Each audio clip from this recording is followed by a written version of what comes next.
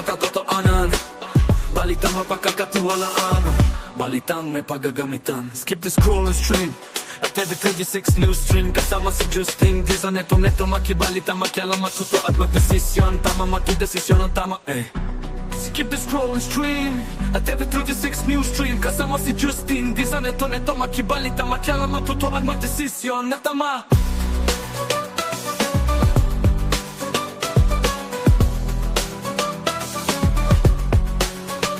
Skip the scroll and stream at every 36 news stream. Kasama si Justin Di sa neto makibalita, makialam, matuto at magdesisyon na tama, magdesisyon na tama.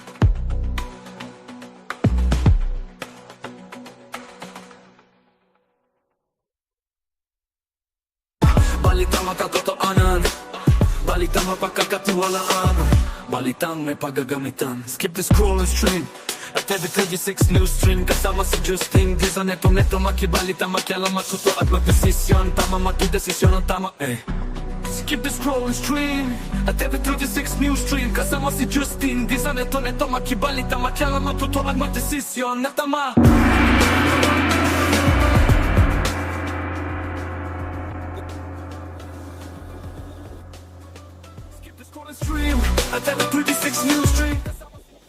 Isang magandang tanghali po ng Martes, mga karehiyon. Justin Dizon po, ito po ang CLTV 36 News Stream.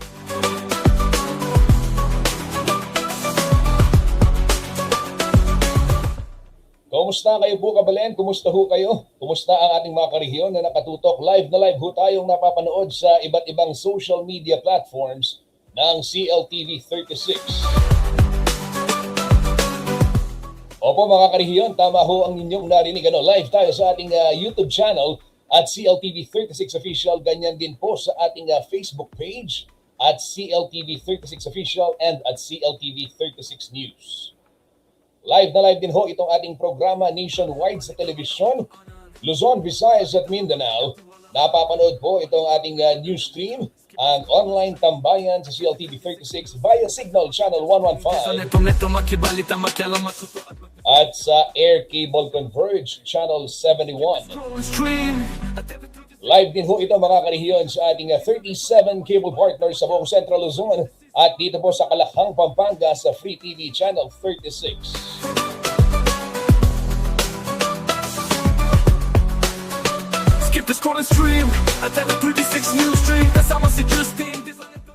Marami ho tayong balitang tatalakayin. Ayun, nakita natin sa caption itong mga headlines. At ibabahagi ko muna. Narito po ang mga headlines ngayong araw ho ng Martes, June 2, 2026.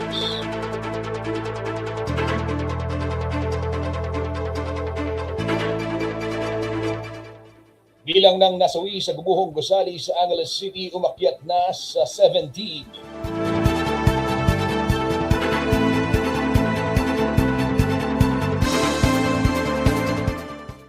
Gumuhong Gusali, meron daw high clearance permit mula sa KAAP. Sa ibang balita, Clark, Mabalacat, Angeles Road, isasara po tuwing alas 9 ng gabi hanggang alas 5 ng umaga, simula po sa June 8 hanggang October 31.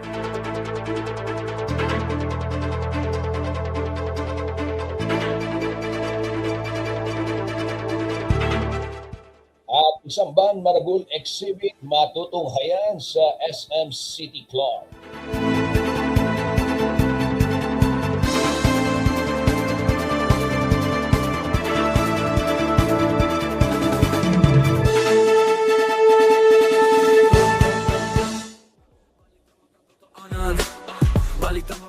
Bago po natin puntahan ang detalye ng mga balitang yan, simulan muna natin ang ating programa sa Kamustahan.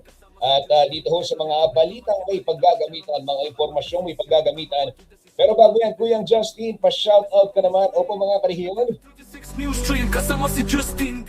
Kung may gusto ho kayong ipa-shoutout, ipabati, ipa-anunsyo dito po sa ating programa, abay mag-comment lamang dito po sa comment section below at babasahin po yan ni Kuya Justin. Ipa-flash ko rin sa ating screen. Skip the scroll and stream at 36 News.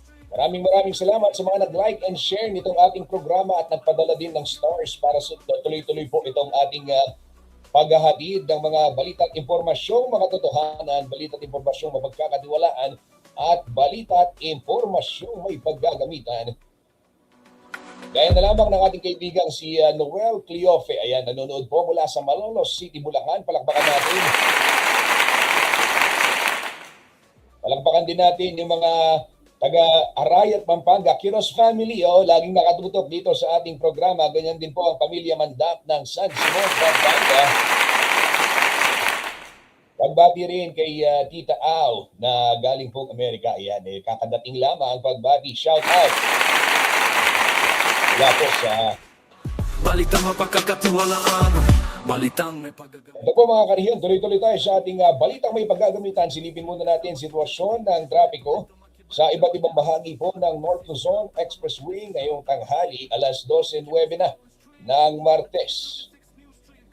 Justin, di sa neto makibalita, matyala matutuan matesisyon na tama.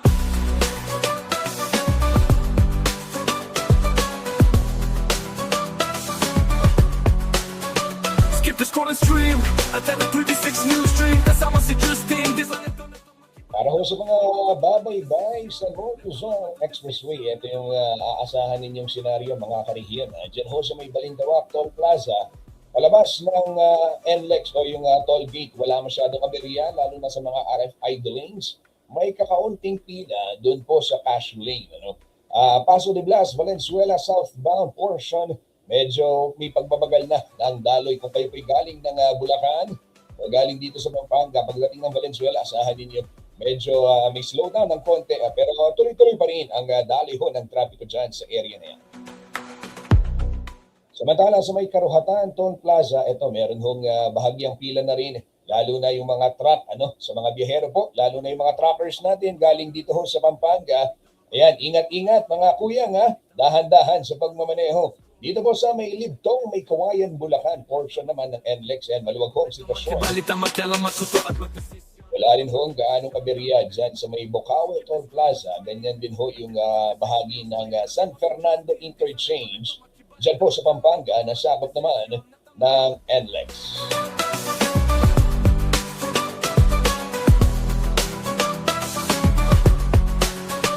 Skip the scroll and stream at 36 News. Ito naman ho mga karehiyon, traffic update mula po sa may syudad. San Fernando, Pampanga, batay ho sa monitoring natin sa Siposco, ayan, light traffic sa iba't ibang bahagi po ng syudad San Fernando as of 12 noon. Okay, ngayon pong June 2 yan, mula po yan sa Siposco.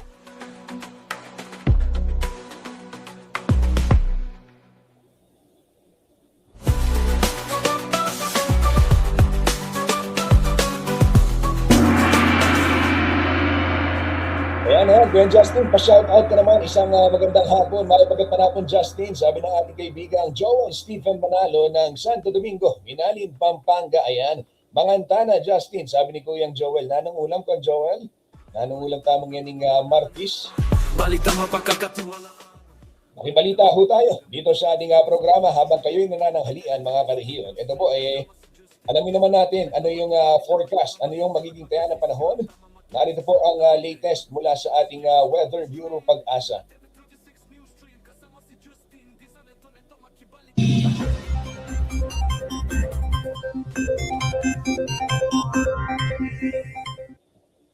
Magandang umaga. Narito na ang pinakahuli sa ating lagay ng panahon ngayong araw ng Tuesday, June 2, 2026.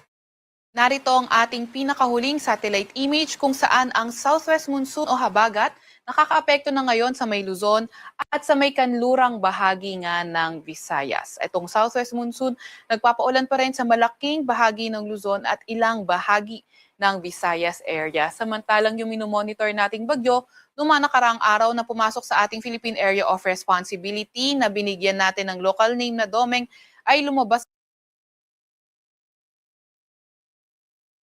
na nga ng ating Philippine Area of Responsibility kahapon ng 11:30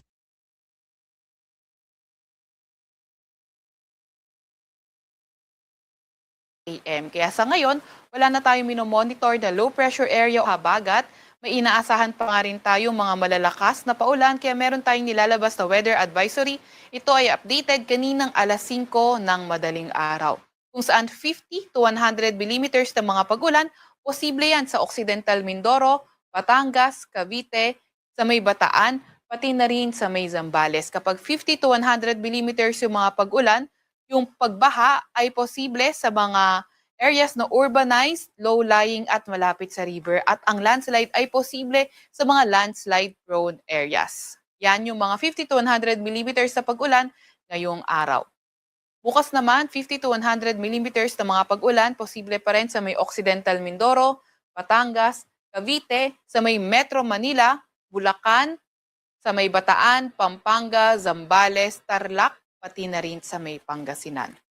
At pagdating ng Thursday, June 4, yung 50 to 100 millimeters na mga pag-ulan, posible sa Bataan, Pampanga, Zambales, Tarlac, sa may Pangasinan, La Union at Benguet. Kaya ingat sa mga inuulan, lalo na nung mga nakaraang araw pa dahil nga posible yung mga pagbaha at pagguho ng lupa.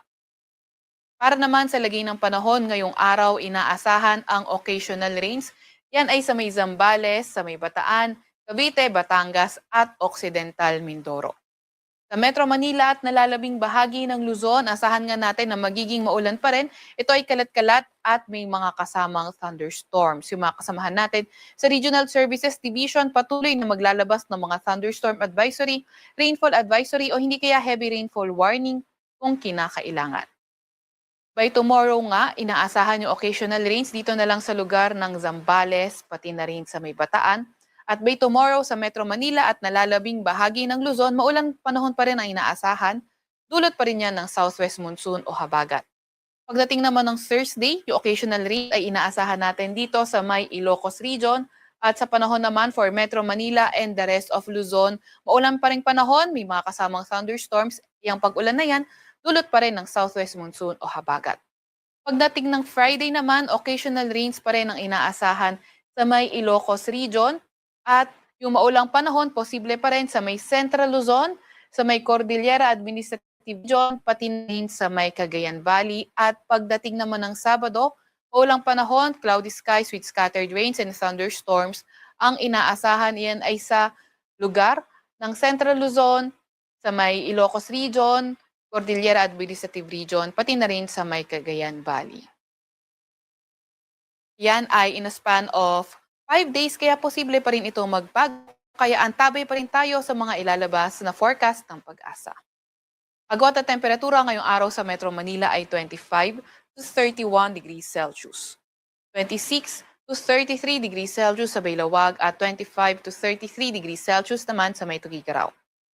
17 to 24 degrees Celsius sa may Baguio, 23 to 31 degrees Celsius sa may Tagaytay at 26 to 32 degrees Celsius naman sa may Legazpi. Agwat ang temperatura ngayong araw sa Puerto Princesa at Calayan Islands ay 26 to 32 degrees Celsius. Para naman sa lagay ng panahon sa may Visayas at Mindanao, inaasahan na magpapaulan pa rin ang habagat o southwest monsoon sa Western Visayas at mas magandang panahon sa may Mindanao area at nalalabing bahagi ng Visayas kung saan partly cloudy to cloudy skies ating naasahan at may mga tsansa ng mga localized thunderstorms. Naasahan nga natin by tomorrow until Saturday, posible na yung mas magandang panahon sa buong Visayas at Mindanao at mga tsansa lamang ng thunderstorms yung ating babantayan. Ang pinakamataas na temperatura sa may Cebu, Tacloban, Zamboanga at Davao ay aabot 33 degrees Celsius.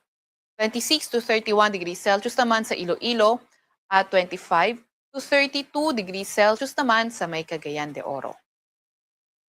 Update naman tayo sa heat index. Kahapon nga na itala ang 38 to 42 degrees Celsius na heat index sa Metro Manila. Ang pinakamataas umabot sa 46 degrees Celsius sa may Pili, Camarines Sur at 45 degrees Celsius naman sa may Baler, Aurora.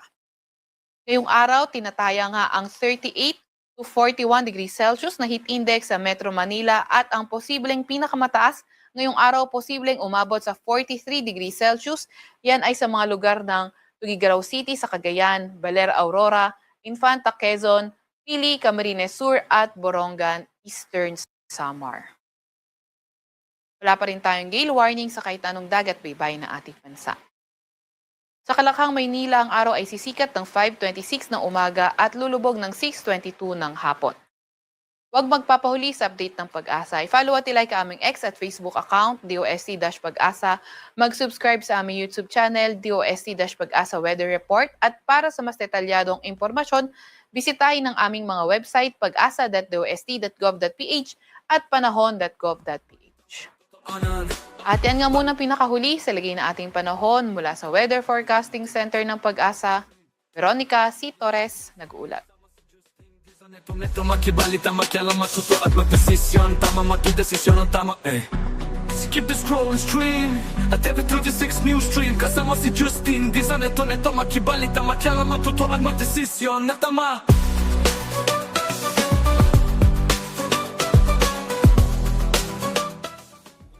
Maraming salamat, Veronica, ng DOST Pag-asa para sa ulat panahon.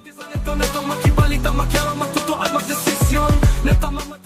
Ito mga karehiyon, alamin naman natin yung heat index forecast dito po sa atin sa Central Luzon ngayong June 2, araw ho ng Martes, batay na rin sa monitoring ng ating Weather Bureau sa iba't ibang istasyon po dito. May mga radar ho kasi yung Pag-asa, may mga stasyon ho sila para malaman kung at mabantayan, di ba, yung lagay ng panahon sa iba't ibang bahagi ng ating rehiyon dito po sa Central Luzon. Kaya naman dito po sa may Baler, 43 degrees Celsius ang naitalang forecasted heat index. Ngayon pong Martes, 41 naman dyan sa may Kasiguran, Aurora. And sa ibang lalawigan dito sa Nueva Ecija, Central Luzon State University, sa Science City of Muñoz, ayan, 41 degrees Celsius. Bulacan, in Lifonso, 38 degrees Celsius. Medyo malamig ngayon sa Bulacan. Pampanga, malamig-lamig din, 36 degrees Celsius. At Tarlac, 39. Hacienda Luisita, 36. Zambales, 40. Diyan po sa may Olongapo, 28. At 29 rather. At sa Abukay, Bataan, 27 degrees Celsius. Batay na rin ho sa monitoring natin sa Pag-asa.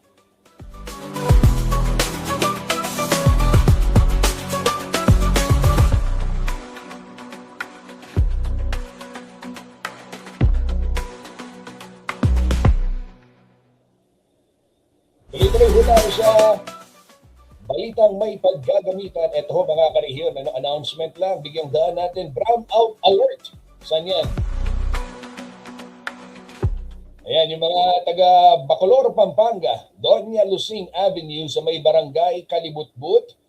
Bukas po, araw ng Miyerkules, mawawalan ng supply ng kuryente alas 5 ng madaling araw hanggang alas 10 ng umaga. May paggagamitan. Skip the scroll. Opo, meron hong gagawing pole and line rehabilitation itong Angeles Electric. Magdesisyon, tama makidesisyon ang tama Skip the scroll and stream. Apektado rin bukas brownout yung ilang bahagi po ng barangay Agapito del Rosario at Claro M. Recto dito po sa Angeles City, 5 a.m. to 10 a.m. dahil din sa pole and line rehab ng AEC.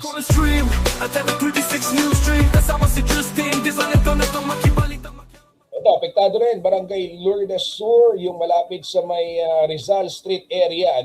At dyan naman sa Lubao, Pampanga, brownout ngayon hanggang alas 3 po ng hapon. Partikular sa may Purok 5 ng Barangay Concepcion at sa may Barangay Santo Domingo, 5 na lamang po sa Purok 6.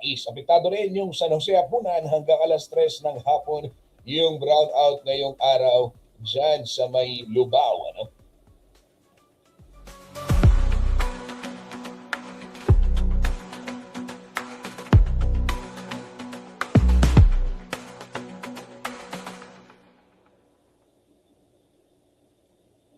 Balitang makatotoanan, Balitang mapagkakatiwalaan, balitang may paggagamitan. Skip the scroll and stream at every 36 news stream. Kasama si Justin Di sa neto makibalita, makialam, matuto at magdesisyon. Tama, magdesisyon ang tama, Skip the scroll and stream at every 36 news stream. Kasama si Justin Di sa neto makibalita, makialam, matuto at magdesisyon. Ito naman ho mga kariyon, walang tubig. Diyan ho sa may Mawakir Settlement Center, 2nd Gate at Mawakir Road East portion sa Mabalacat City. Mamayang alas 9 ng gabi hanggang bukas alas 5 ng umaga. Saan pa ang walang tubig? Kasama din ho sa mga mawawalan ng supply ng tubig itong Gonzales Company at Verde Royal Subdivision dyan ho sa Mabalacat. Yan ho ang latest sa mga public service announcement.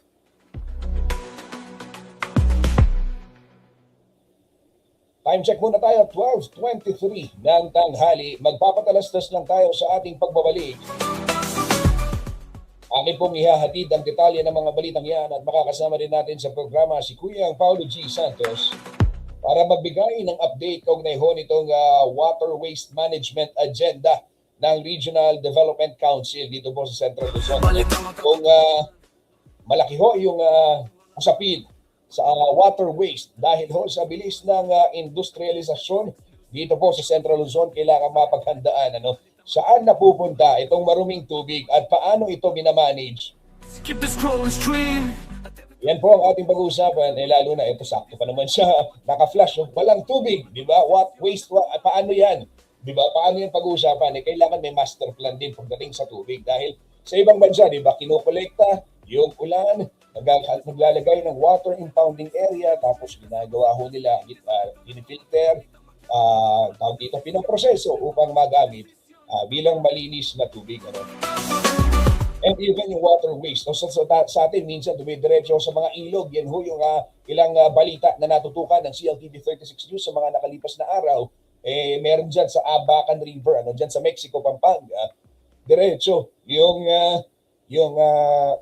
maruming chemical doon sa pagawaan, doon po sa tributary ng ilog. Kaya naman, marami ho sa mga residente yung nagre-reklamo. Kung kayo po kariyon ay nakakaranas ng parehas na problema, halimbawa mayroong factory dyan sa tabi ng inyong lugar, tapos nakikita ninyo na yung ilog o yung basura nila o yung wastewater nila itinatapon o umaagos sa ilog o sa sapa sa inyong lugar.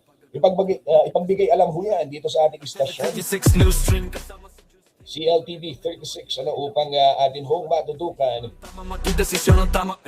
at ma-document dahil binabantayan niya ng ating news team paano ayusin, ano yung solusyon. Hindi naman na mapipigilan yung industrialisasyon hindi na mapipigilan yung pagdating nitong urbanization, gaya na lang sa Balibago, nabanggit din ng Pancham sa usapin ng pagtatayo ng mga gusali, di ba? Hindi rin naman mapipigilan yung pagtatayo ng mga gusali dito ho sa atin sa Central Luzon, gawa ng urbanisasyon.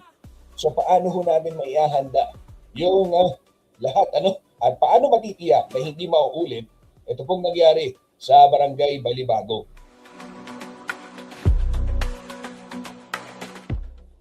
Yan at marami pa pong iba ang ating tatalakayin. Wag ho kayong bibitiw, magbabalik po ang news stream makalipas ang ilang mga paalala.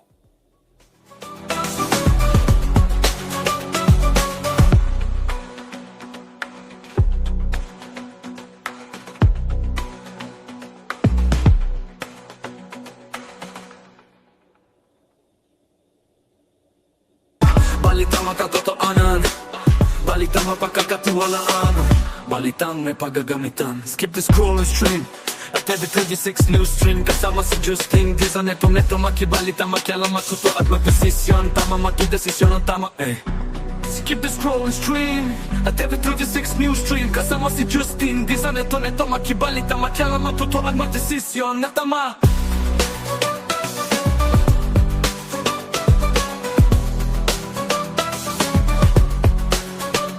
The scroll and stream at every 36 news stream. Kasama si Justin Di sa neto makibalita, makialam, matuto at magdesisyon na tama, magdesisyon na tama.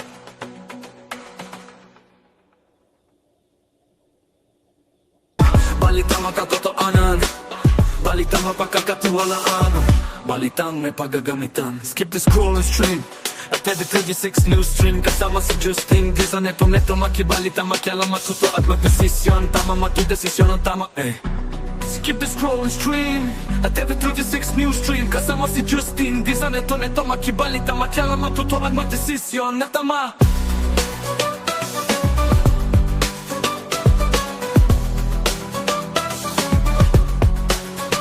Skip the scroll and stream at every 36 news stream. Kasama si Justin Di sa neto makibalita, makialam, matuto at magdesisyon na tama, magdesisyon na tama.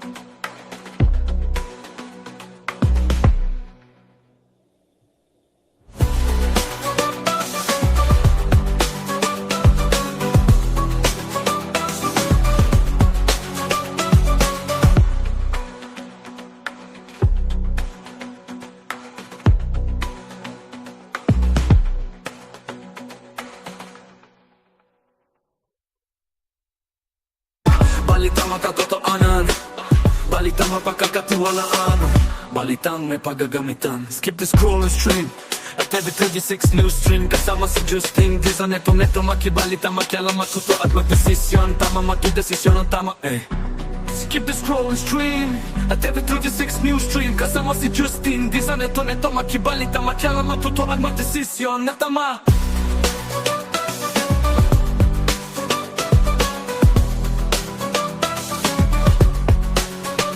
Skip the scroll and stream at every 36 news stream. Kasama si Justin Di sa neto makibalita, makialam, matuto at magdesisyon na tama, magdesisyon na tama.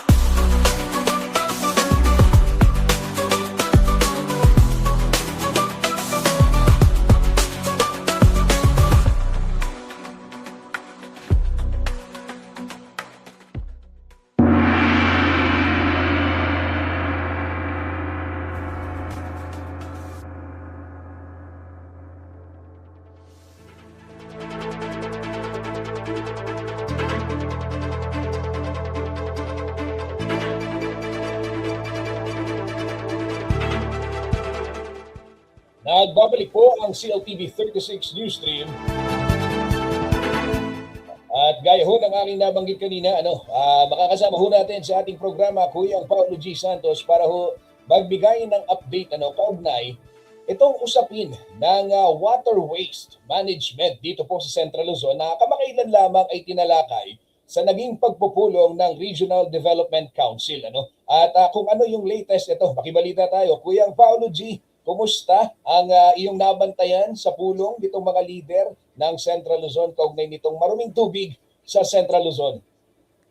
Kuya Justin, ang paliwanag nitong mga miyembro ng RDC, hindi lang itong mga governors na kinabinibilangan nitong 7 probinsya ng Central Luzon, kundi yung mga eksperto at NGA, itong National Government Agency, na silang nangangasiwa dito sa pag-assess sa kasalukuyang kalagayan ng kalikasan at nagiging takbo ng urbanisasyon dito sa countryside. At isa nga sa pinag-usapan yung investment sa infrastructure, Kuya Justin, itong Committee on Infrastructure, kung ano yung mga nasa pipeline. Dahil sa usapin ng urbanisasyon, Kuya Justin, may epekto sa ating environment kung hindi na-address ng maigi. Kung meron bang sapat na pasilidad gaya nitong wastewater facility na andyan at tumatakbo at ano yung investment ng national government dito sa countryside at paano tutugunan ito, Kuya Justin. Madalas kasing pinag-uusapan natin yung pollution. Ang unang pumapasok sa atin, Kuya Justin, yung basura, solid waste management, na yan ay nakikita natin sa kalsada. At dito sa paliwanag ni Governor Oy na siyang tumayong chair dito sa Committee on Infrastructure, naungkat, Kuya Justin, yung problema sa compliance. Maging sa kanya raw probinsya sa Nueva Ecija, halos iilan lang yung nagko-comply. At ang binabanggit niya, Kuya Justin, kailangan magsimula dito sa mga local chief executive yung kanilang mga pagpaplano. Ayon sa kanya, kung problema daw yung solid waste management na nakikita natin, mas dapat umanong tutukan ang wastewater, Kuya Justin, dahil ito ang uri ng polusyon na hindi agad nakikita pero may direktang epekto sa kalusugan ng tao at gayon na rin sa mayamang industriya ng Central Luzon, gaya nitong fish ground, at gayon na rin itong mga agricultural land, Kuya Justin, na apektado dahil ang pinag-uusapan natin dito hindi lang yung domestic wastewater, Kuya Justin, na hindi natitreat, kundi pati na yung mga industrial zone. Isa yan sa ipinapanawagan nitong gobernador. Aminado rin si Umali, Kuya Justin, na mababa yung compliance at gayon na rin yung awareness dito sa ating mga kababayan. At dito nga sa tinakbo ng RDC Infrastructure Committee meeting, iginiit ni Nueva Ecija Governor Oy Umali ang pangangailangan na palakasin ang investment ng national government at local government units sa waste, water at septage management facility. Kuya Justin. Paulo G, nabanggit mo yung septage management facility. Dito sa atin, naririnig mo ba ako? Ayan, dinig ako. Yeah, malinaw, Kuya Justin, yeah. Okay, sige. Okay. Nabanggit mo yung waste septage management facility. Dito sa Pampanga, merong suspension yung Pampanga Bears League dun sa septage management program. Ano yung latest dito? Ang latest dito, Kuya Justin, inatasan na ni Governor Lilia Nanay Pineda itong mismong Penro para magsagawa ng assessment, lalong-lalo na ang pagkuha nitong mga scientifical basis, gaya nitong pagkuha ng water sampling, dahil alam mo sa upstream, Kuya Justin, ito heads up lang natin yung ating mga kababayan, hindi sa tinatakot, itong paligid ng Abacan River, lalo na dito sa Angeles City, ang nakukuha na nilang sample, Kuya Justin, sampling doon sa ginawa nilang water sampling dito sa groundwater, merong bakteriyang E. coli. At sa pagtungo nga natin sa DNR-EMB, Kuya Justin, dahil alam naman natin itong sanga ng ilog ng Abacan River, yung downstream niyan, unang tumbok, Mexico, San Fernando at dyan na sa 4th District na fishery ground ng Pampanga at malaking industriya yan. Ang monitoring din ng DNR-ENB, Kuya Justin, pati dito sa area ng Mexico, talagang may E. coli bacteria na nakaka-apekto. Masama itong epekto sa kalusugan ng tao. At dito nga sa binabanggit ni Nanay na oo, totoo, nagkaroon ng suspension dyan sa septage management. Kaya lang sa tinagal ng panahon, 2025 sinuspindihan, Kuya Justin, kung di ako nagkakamali, September, di ba? Ang sabi ni Nanay, nagsuspindi nga kayo, ano naman yung solusyon? Kaya gusto niyang ipatawag itong mga representante o itong opisyal ng Pampanga Mayor's League para magpaliwanag dahil ang epekto talaga ng walang plano, Kuya Justin, ay yung problema sa kalusugan. At gayon na rin, may change of leadership kasi dito sa mga water district dito sa Pampanga, Kuya Justin. Gusto rin niyang siyasatin dahil isa yan sa mga laman nitong JVA, di ba? Joint Venture Agreement. Kailangan yung kanilang treatment facility. Isa yan sa mai-agenda. So, bukas makalawa daw, Kuya Justin, magkakaroon ng pagdinig dito mula dyan sa Sangguniang Panlalawigan para mapagplanuhan ng maigi paano yung compliance. Okay. Paulo G, kaugnay naman ng paghahanda sa papalapit na habagat season at tag-ulan. Nanunsyo na Pag-asa anytime malapit na magsimula nga itong tag-ulan. Paano ito hinaharap ngayon ng Central Luzon, ng RDC, na pag-usapan din ba yun? Dahil doon sa mga huling pagbisita dito ni DPWH Secretary Dizon, na isa doon sa mga tinalakay, di ba, itong pagkakaroon ng flood control master plan. Paano hindi magiging patse-patse yung mga proyekto? Doon ba sa RDC na iangat din yung usapan na yan pagdating sa flood control? Yes, Kuya Justin. Ang malinaw dito sa pag-uusap sa Committee on Infrastructure, yung panigurado itong taong 2027 magkakaroon na ng pondo itong mga flood control. At isa sa magandang balita, narinig natin, walang pagsalungat, itong si Governor Oy Umali dito sa dam, sa San Antonio Dam. Itong magsisilbing retention, Kuya Justin, ng tubig mula sa upstream ng Nueva Ecija para hindi ganun kabilis yung agos ng tubig mula naman sa Pampanga River. At ito'y kinumpirma din ni DPWH Secretary Vince Dizon sa kanyang pagbisita dito sa Arayat kamakailan. Ang isa dito sa kanilang gustong apurahin ngayong mga panahon na eto nga, malapit na yung tag-ulan, yung dredging, Kuya Justin. At ang binabanggit ng provincial government ng Pampanga, Kuya Justin, ang target talaga nila yung mapaluwag, mapalalim yung Pampanga Bay. Dahil isa ito sa talagang matagal nang hindi na-dredge at kapag ka daw hindi kaagad-agad bumababa yung tubig dyan dahil nagpopondo yung latak, Kuya Justin, yung buhangin, talagang magiging malawak yung pagbaha at malalim dyan sa mga komunidad gaya dito sa Pampanga 4th District. Okay, maraming salamat Paulo G. Santos sa iyong report. Makikibalita pa tayo sa mga susunod na araw kaugnay nitong pagbabantay doon sa waterways at ganyan na rin doon sa iba't ibang tributaries kailugan dito po sa Central Luzon bilang paghahanda sa papalapit na tag-ulan.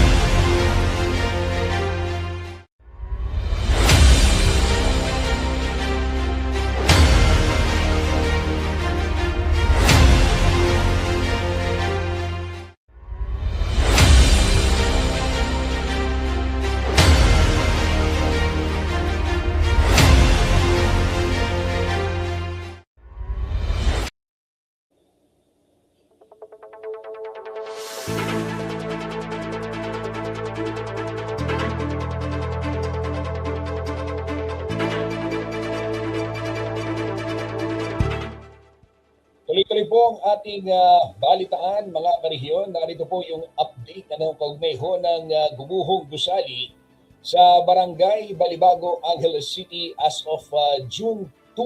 Ngayon po 12:40 ng hapon, ng tanghali. Isa pa pong bangkay ang na-recover bandang alas 4:08 ng umaga ngayong Martes, June 2 sa gumuhong under construction building sa Barangay Balibago, Angeles City. Ito po yung biktimang unang na-locate ngunit hindi agad nakuha dahil sa malaking volume ng debris sa lugar. Batay ho sa tala ng Unified Command, umakyat na sa 17 ang bilang ng mga kumpirmadong nasawi sa insidente. Samantala, isa pang katawan ang namataan at kasalukuyan ng sinusubukang i-recover ng mga responder. Batay ho sa monitoring ng CLTV 36 News at ayon na rin sa impormasyong ibinahagi po sa atin ng Unified Command, bandang 1:56 ng madaling araw at 2:07 ng madaling araw ay magkasunod na na-recover din yung dalawa pa pang bangkay dito po sa gumuhong gusali sa Oak Street, corner Teodoro Street, dyan po sa may Balibago, Angeles City.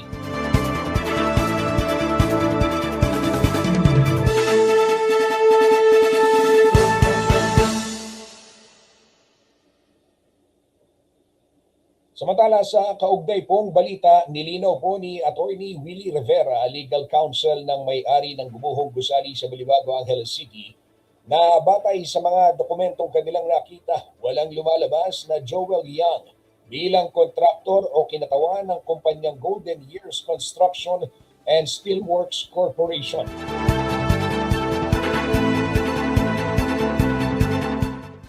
Ayon ho kay Rivera, ang pangalan na nakapirma umano sa mga dokumentong may kaugnayan sa kontraktor ay si Engineer Joel Koo. Sa naging pagharap sa media, hindi naman agad binanggit ni Attorney Nicolay Manguera, abogado ng Golden Years, ang pangalan ni Koo. Ngunit nang tanungin ng mga mamamahayag, nilinaw nito ang naturang personalidad na lumalabas sa mga dokumento kasunod ng naunang pahayag ng kampo ng kontraktor na sila ay tumutulong umano sa mga biktima in good faith.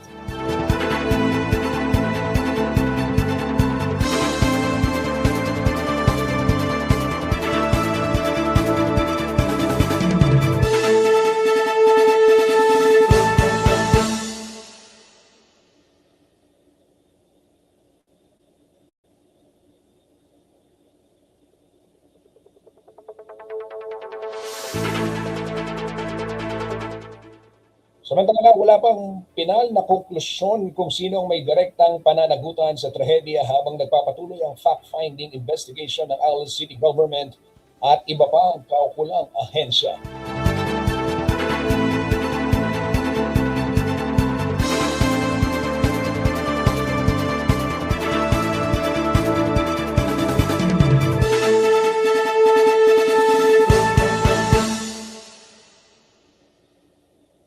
What I know is that a structural engineer who was overseeing the structural design is Engineer Joel Cook. And I actually personally met with him. And I could categorically say it is Joel Cook. Sino po si Joel Yang na nakalagay po dun sa tarpaulin ng permit? So I cannot give you an unverified information because I've checked the design. The person signed it, Engineer Joel Cook. What I know is that a structural engineer who was overseeing the structural design is Engineer Joel Cook. And I actually personally met with him. And I could categorically say it is Joel.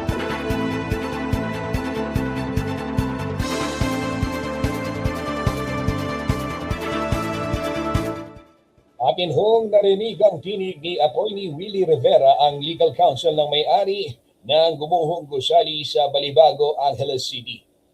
Samantala, kaugnay pa rin pong balita, kinumpirma ng Civil Aviation Authority of the Philippines o CAAP na pinagkalooban nito ng high clearance permit ang proyekto ni Ernest Jackson C. Lin para sa itatayong mixed-use building sa Barangay Balibago, Angeles City.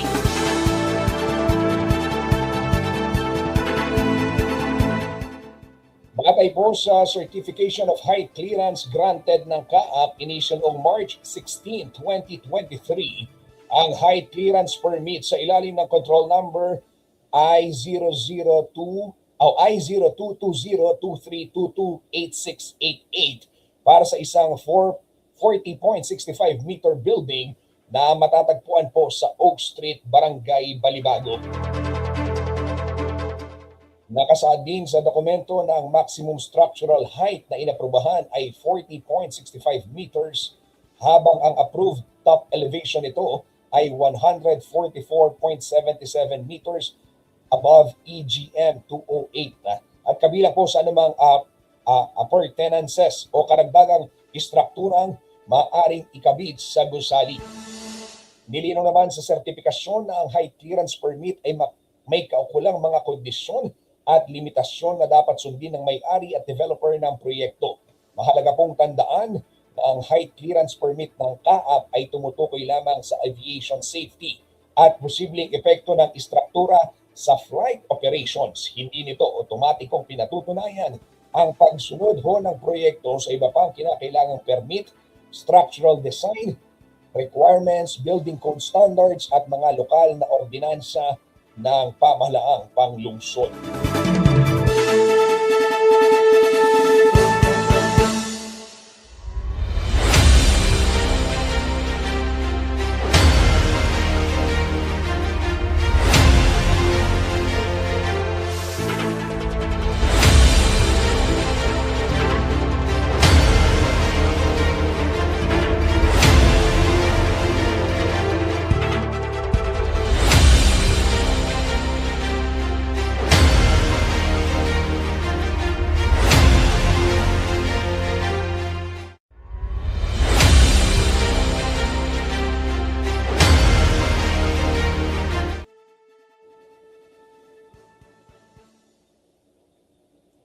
Tuloy-tuloy ho tayo sa ating balitaan.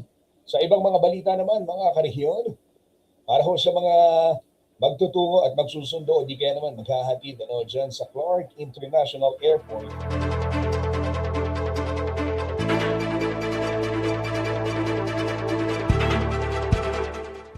Ito po mga karehiyon, sa mga biyahero, isasara po tuwing alas 9 ng gabi hanggang alas 5 ng madaling araw Ito pong Clark Mabalacat Angeles Road o yung CMAR. Ano?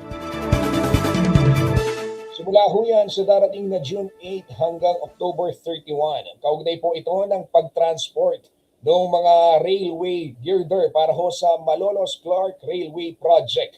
Inaabisuhan po yung mga motorista na gumamit muna ng alternatibong ruta sa mga nabanggit na oras at petsa. Paglilinaw lamang alas 9 ng gabi hanggang alas 5 ng madaling araw. Isasara po ito mula June 8 hanggang October 31. So ibig sabihin yung window na yon, doon lang hindi pwedeng dumaan. Ano? Kung kayo po ay maghahatid, magsusundo o babiyahe patungong Clark International Airport, pwede kaya naman dyan sa Mabalacat. Pwede pa rin niyang gamitin basta wag lang 9 p.m. to 5 a.m.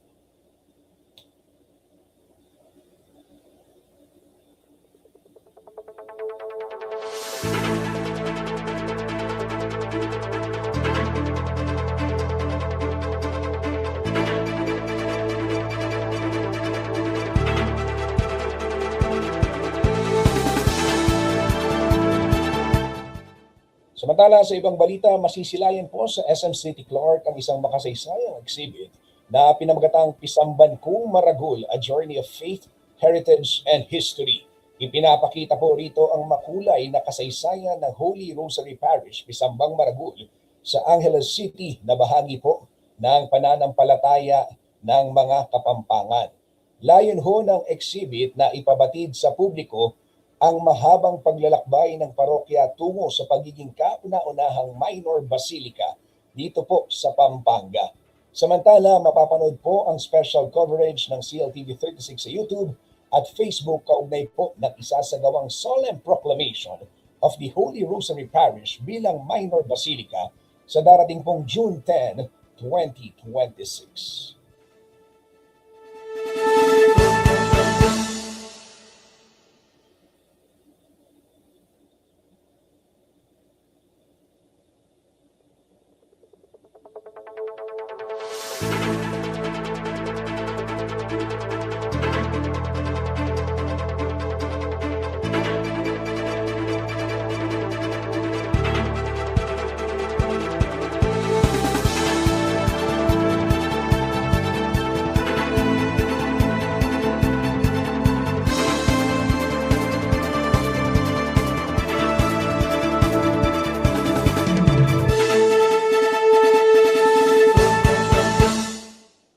Sa iba hong balita, pinasinayaan sa pagdiriwang ng ika-70 anibersaryo ng Virgen de los Remedios Parish Church sa Santo Domingo, Minaling, Pampanga, ang mga bagong proyekto ng simbahan.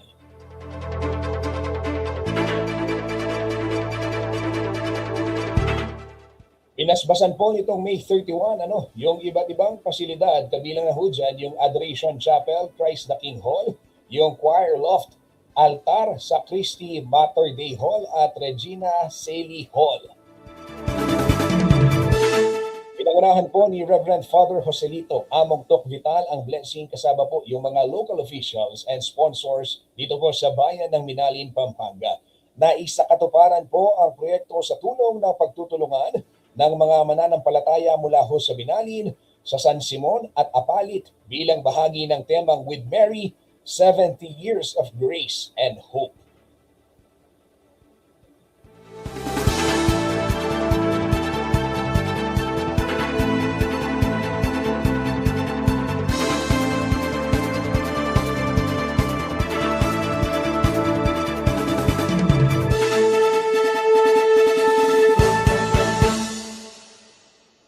Sa ibang balita naman ho mga karehiyon, ito ay ipinakilala na ho sa publiko ang Miss Apalit 2026 candidates dito pong Lunes, June 1. Pinangunahan ho ni Vice Mayor Peter Nucom, kasama po yung ibang mga opisyal ang sashing ng mga pambato ng lahat ng barangay sa bayan sa inaabangan pong beauty pageant. Ayan, sumabak din po ang 12 kandidata sa question and answer portion tungkol ho sa turismo at kultura ng Apalit sa isinagawang press presentation.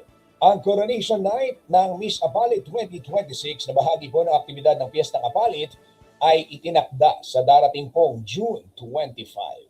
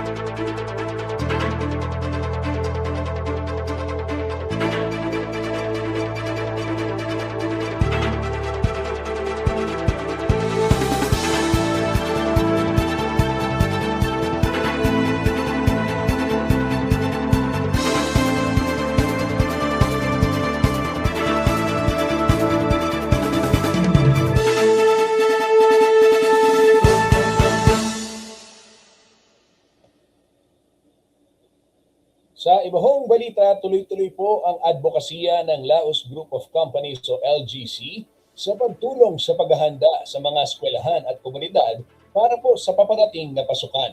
Sa ikatlong taon, muli pong nakiisa ang LGC sa programa ng Philippine Business for Social Progress o PBSP na Ready for School. Katubang po ang Department of Education, iba pang pribadong kumpanya, gayon din ho yung mga non-governmental organizations.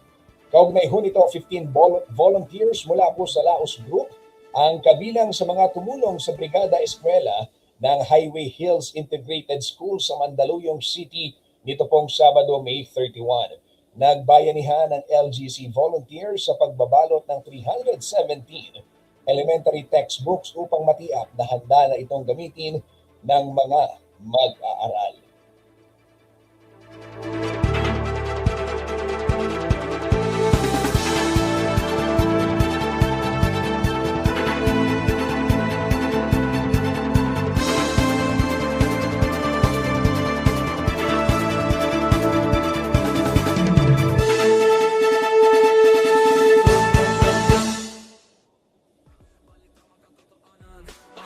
Balitang mapagkakatiwalaan, balitang may pagagamitan. Skip the scroll stream. Time check muna tayo, 12:56 na ng tanghali o ng hapon. Magpapaalam na po si Kuya Desisyon ang tama. Justin. Maraming salamat sa mga nakibalita dito po sa inyong online tambayan tuwing tanghalian sa CLTV. Balitang matyala matutuan. Para ho sa mas marami pang balita at update, i-follow ang ating social media pages, Facebook at CLTV 36 News. Ganyan din ho sa YouTube at CLTV 36 Official naman para sa mas maraming content. Balitang matyala matutuan magdesisyon. Sa alam ho ng buong puwersa ng CLTV 36 News and Current Affairs, para ho sa mga balitang makatotohanan, balitang mapagkakatiwalaan at balitang may paggagamitan. Ako po si Justin Dizon, ito po ang CLTV 36 News Stream. Maraming salamat po.